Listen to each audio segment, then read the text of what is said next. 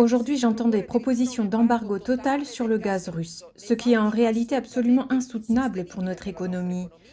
Sur la base de faits concernant Boucha, rapportés par le gouvernement ukrainien, mais dont la véracité suscite déjà de nombreuses interrogations, nous devrions plutôt lancer une enquête indépendante en Ukraine afin de déterminer la véritable dynamique des événements et les véritables responsables des violences et des massacres perpétrés contre les civils.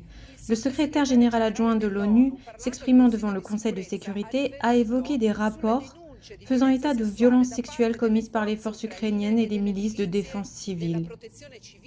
Et l'ONU, avec sa mission humanitaire, est en train de vérifier ces accusations.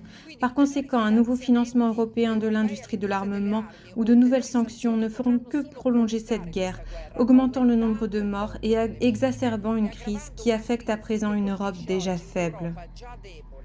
Madame Donato, j'ai évité de vous interrompre, mais permettez-moi de vous dire une chose. Cette assemblée ne peut en aucun cas devenir le mégaphone d'opposition qui sont absolument inacceptables. Le massacre de Boucha, Madame Donato, est exposé à la vue de tous, et nous ne pouvons pas accepter, je le dis très clairement, que cela soit remis en question dans cette assemblée. Les massacres de civils innocents qui ont lieu chaque minute, chaque heure, sont exposés à la vue de tous. Et il est inacceptable dans cette assemblée que cela soit remis en question. Cette assemblée, Madame Donato, n'est pas équidistante. Il y a un agresseur qui est Poutine et il y a les victimes qui sont les citoyens ukrainiens que défendent cette assemblée et les institutions européennes. Faites-vous une raison.